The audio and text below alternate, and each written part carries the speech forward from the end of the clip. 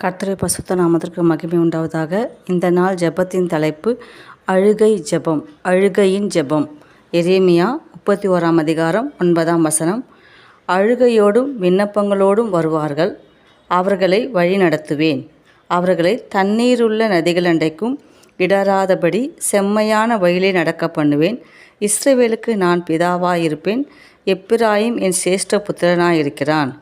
அழுகையோடும் விண்ணப்பங்களோடு கூட வருவார்கள். நம்ம தேவ சமூகத்துக்கு வரும்பொழுது நமக்குள்ள துதி சத்தம் எப்பொழுதும் இருக்கணும். கர்த்தர் நம்ம வாழ்க்கையில் எவ்வளவோ காரியங்களை செய்தால் சொல்லிட்டு துதியோடும் புகழ்ச்சியோடும் வரணும் அப்படின்னு இருக்குது. அப்புறம் நம்ம தேவ சமூகத்துக்கு வரும்பொழுது என்ன சொல்லிட்டு நன்றி உணர்வோடு வரணும். கர்த்தர் வாழ்க்கையில் எவ்வளவோ பெரிய காரியங்களை செய்தால் சொல்லிட்டு நன்றி உணர்வோடு வரணும். மூணாவது, நம்ம அழுகையோடு கண்ணீரோடு அவருடைய மகத்துவங்கள், அவர் நம்ம வாழ்க்கையில் எவ்வளவோ ஜெபத்துக்கு பதில் கொடுத்தாரு. எத்தனையோ உறவுகள் நம்மளை விட்டு போனாலும் தேவன் நமக்கு பிதாவாக இருக்கிறாரு, அவர் நமக்கு சொந்த பிள்ளைகள் நம்மளை ஏற்றுக்கொண்டா சொல்லிட்டு அந்த நன்றி உணர்வு மனசில் இருந்துச்சாலே கண்ணில் தண்ணி தாரையாக கொட்டும்.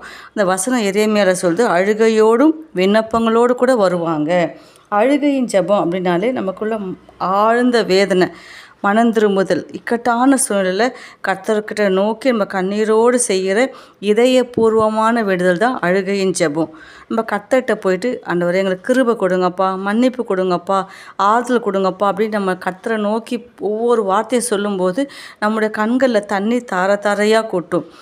இந்த அழுகையின் ஜெபம் நமக்கு ஒரு நம்பிக்கையை உண்டாக்குது, நமக்கு ஒரு தெளிவை உண்டாக்குது.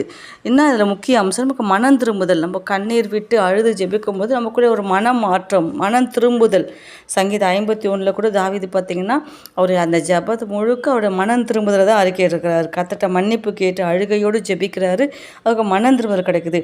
ஆறுதல் வேண்டி ஜெபிக்கணும். துக்கம், அந்த இழப்பு நேரங்களில் நம்ம அழுகையோடு ஜெபிக்கும் போது நமக்கு ஆறுதல் கிடைக்குது. அப்புறம் அழுகைக்கு அப்புறம் ஒரு மகிழ்ச்சியும் ஒரு ஆனந்த களிப்பும் நமக்கு கிடைக்குது. நம்ம அழுது முடிச்சோம், அண்ணால் அழுது முடித்தாங்க, ஆனால் அதுக்கப்புறம் அவங்க வாழ்க்கையில் ஒரு ஆனந்த சத்தமாக சாமுவேல் கிடைச்சாரு. அழுகையின் ஜெபத்துக்கு கண்டிப்பாக பதில் கிடைக்கும். நம்ம கண்ணீரை கர்த்தர் கவனித்து வச்சுக்கிறாரு, நம்ம அதை துருத்தியில் வச்சுருக்கிறாரு அப்படியே நம்ம ஒரு நம்பிக்கையும் நமக்கு ஒரு விசுவாசமும் இருந்தாலே போதும். அந்த அழுகையின் ஜெபம் நம்ம வாழ்க்கையில் ஒரு பெரிய அளவுக்கு வெற்றியை என்ன பண்ணும், நமக்கு கொண்டு வரும். எல்லாத்துக்கும் மேலே என்னாகமத்தில் பார்த்திங்கன்னா 25 அதிகாரம் 6 மோசேயும் இஸ்ரவேல் புத்திரரும் ஆசாரிப்பு கூடார வாசலுக்கு முன்பாக என்ன பண்ணுறாங்க, அழுகுறாங்க. ஆண்டவரே எங்களுக்கு இந்த மாதிரி காரியங்கள் நடந்துச்சு அப்படின்னு சொல்லிட்டு. என்னாகமம் 25 அதிகாரம் 6 25:6 போட்டிருக்குது. அப்பொழுது மோசேயும் இஸ்ரவேல் புத்திரராகிய சபையார் அனைவரும் ஆசாரிப்பு கூடார வாசலுக்கு முன்பாக அழுது கொண்டு நிற்கையில் அவர்கள் கண்களுக்கு முன்பாக இஸ்ரவேல் புத்திரில் ஒருவன் ஒரு மீதியான ஸ்திரியை தன் சகோதரத்தை அழைத்து கொண்டு வந்தான். அந்த காலத்தில் அவங்க சீத்தியில் தங்கியிருக்கிறாங்க. அப்போது அங்கே கர்த்தருக்கு விரோதமாக அங்கே கிரியை செய்கிறாங்க. அப்போ மோசே சொல்கிறாரு, ஏன் இப்படி பண்ணுறீங்க அப்படின்ட்டு, இந்த மாதிரி தப்பு பண்ண மனுஷனை நான் கொன்று போட்டுருவேன் அப்படின்றாரு.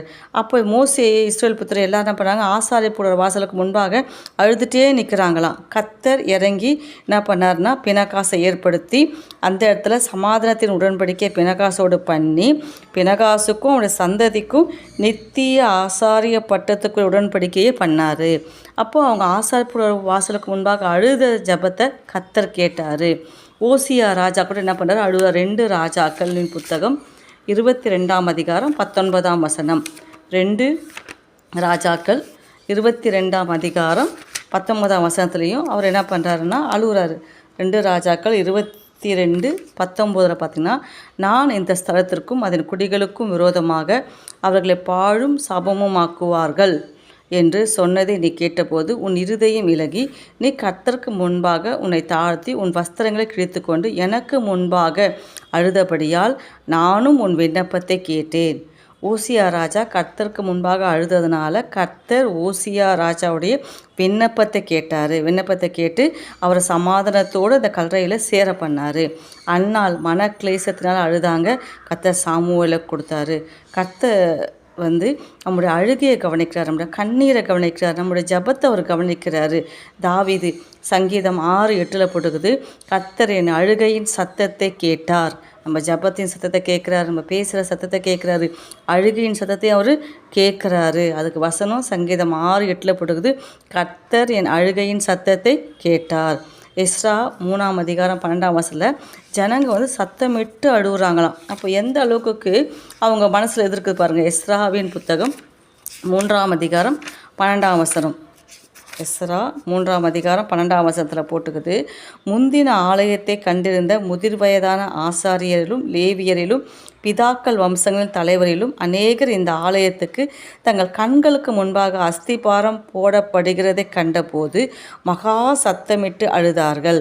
வேறு அநேகம் பேரோ கம்பீர சத்தமாய் சந்தோஷமாய் ஆர்ப்பரித்தார்கள். அதாவது பழைய ஆலயத்தை பார்க்கலாம், புதிய ஆலயத்துக்கு அஸ்திபாரம் போடும்போது முதிர் வயதான ஆசாரியர்கள், லேவியர்கள், பிதாக்கள் அந்த ஆலயத்தை தன் கண்ணுக்கு முன்பாக அஸ்திபாரம் போடுறது அவங்க பார்க்கும்போது அவங்க அவங்க கண்ணில் தண்ணி அப்படி கொட்டுதான். மகா சத்தமிட்டு அழுதார்கள். என் தேவனுடைய ஆலயத்தை திரும்ப கட்டுறாங்களே, என் தேவனுடைய ஆலயம் திரும்ப கட்டப்படுதே, அந்த உணர்வு அவங்க இருதயத்துக்குள்ளே வந்தவுடனே அவங்க மகா சத்தமிட்டு அழுகிறாங்க. நெகேமியா புத்தகத்தில் பார்த்தீங்கன்னா, நெகேமியா கூட என்ன பண்ணுறாருன்னா 1ஆம் அதிகாரம் 4ஆம் வசனத்தில் அவர் அழுகுறாரு. எதுக்காக அழுகுறாருன்னு பார்த்தீங்கன்னா, அந்த ஆலயத்தின் அலங்கெல்லாம் இடிஞ்சு போயிடும். அப்போ அவர் கட்டுறதுக்கு நினச்சி போகிறாரு. என்ன வசனம் பார்த்தீங்கன்னா, நெகேமியா 1ஆம் அதிகாரம் 4ஆம் வசனம். இந்த வார்த்தைகளை கேட்டபொழுது நான் உட்கார்ந்து அழுது சில நாளாய் துக்கித்து உபவாசித்து மன்றாடி பரலோகத்தின் தேவனை நோக்கி. என்ன கேட்குறாருன்னா, எல்லாம் இடிப்பட்டுச்சு, எருசலேமில் அலங்கங்கள் இடிப்பட்டுச்சு, அதன் வாசல்கள் அக்கினியால் சுட்டரிக்கப்பட்டு கிடக்குது. இந்த செய்தி அவர் காதில் கேட்ட உடனே அவர் உட்கார்ந்து அழுகுறாரு. நான் என்னுடைய ஆலயத்துக்கு இப்படி ஒரு கஷ்டம் வந்துச்சு, என்னுடைய ஆலயத்துக்கு இப்படி ஒரு தீங்கு வந்துச்சேன்னு சொல்லிட்டு அவர் உட்காந்து அழுகுறாரு. கர்த்தருடைய பிள்ளைகளை, இப்போ நம்ம வாழ்க்கையில் கூட தேவனுடைய ஆலயத்தை குறித்து, ஊழியத்தை குறித்து, சபையை குறித்து ஒரு நெருக்கு உடம்பு உட்காந்து அழுதா கர்த்தர் நிச்சயமாக நம்மளுடைய அழுகையின் சத்தத்தை கேட்டு நம்ம விடுதலை பண்ணுவார். எரேமியா சொல்கிறாரு, நான் இரவும் பகலும் அழுவேன், என் கண்ணீர் மிகவும் அழுது கண்ணீர் சொரியும்.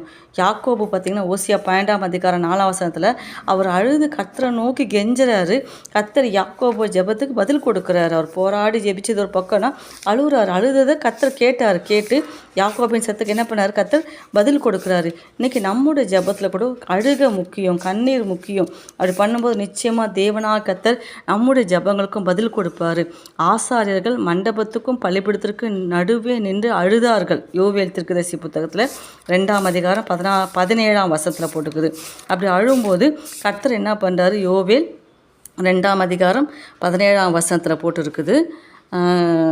கர்த்தரின் பணிவிடைக்காரராகிய ஆசாரியர்கள் மண்டபத்துக்கும் பள்ளிப்படத்திற்கும் நடுவே அழுது, கர்த்தாவே, நீர் உமது ஜனத்தை தப்புவிட்டு புறஜாதிகள் அவர்களை பழிக்கும் நிந்தைக்கும் உமது சுதந்திரத்தை ஒப்புக்கொடாதிரும். உங்கள் தேவன் எங்கே என்று புறஜாதிகளுக்குள்ளே சொல்லப்படுவானேன் என்பார்களாக. அப்போ அவங்க சொல்கிறாங்க பாருங்கள், அந்த மண்டபத்துக்கும் அந்த இதுக்கும் பள்ளிப்படத்துக்கும் நடுவே நின்று அழுகுறாங்க. ஏன்னா உன் தேவன் எங்கேன்னு எனக்கு கேட்பாங்களப்பா, நான் என்னப்பா பதில் சொல்கிறது அப்படின்னு அவங்க சொல்லி அழுகுறாங்க. கர்த்தர் அவங்களுடைய ஜெபத்துக்கு என்ன பண்ணுறாரு, பதில் தராரு. நிச்சயமாக நம்மளோட அழுகை ஒரு நாள் வீணாகாது. நம்மளுடைய ஜெபத்தில் ஒரு சொட்டு கண்ணீர் விட்டால் போதும். கர்த்தர் மனமிறங்குற தெய்வம், அது இரக்கமுள்ள தெய்வம், அவர் கிருபையுள்ள தெய்வம், அவர் கருணையுள்ள தெய்வம். நம்ம ஜெபத்துக்கு பதில் கொடுப்பாரு. கடைசியாக மல்கியா 2ஆம் அதிகாரம் 13ஆம் வசனத்தில் போட்டிருக்குது, நீங்கள் 2ஆம் தரமும் இதை செய்து கர்த்தருடைய பீடத்தை கண்ணீரினாலும் அழுகையினாலும் பெருமூச்சினால் நிரப்புகிறீர்கள். ஆகையால் அவர் இனி காணிக்கையை மதியார், அதை உங்கள் கைகளில் பிரியாமல் ஏற்றுக்கொள்கிறார். அங்கே அவங்க என்ன பண்ணுறாங்க, தப்பான பலி செலுத்துகிறாங்க, பரிசுத்தம் இல்லாமல் இருக்கிறாங்க. ஆசாரியர்கள் சரியாக கர்த்தருடைய பிரமாணங்களை கீழ்ப்படியலை. அதனால் அவங்க அழுதாலும் கண்ணீர் சேர்ந்தாலும் கர்த்தர் அதுக்கு ஏற்றுக்கொள்ள மாட்டேன்றாரு. அப்போ நம்ம கர்த்தர்கிட்ட போகும்போது உண்மையான மனதுருக்கத்தோடு மனம் திரும்புதலோடு அழுதா கர்த்தர் நிச்சயமாக நம்முடைய ஜெபங்களுக்கு பதில் கொடுப்பார். அழுகையின் ஜெபம் வெற்றியாக மாறும்.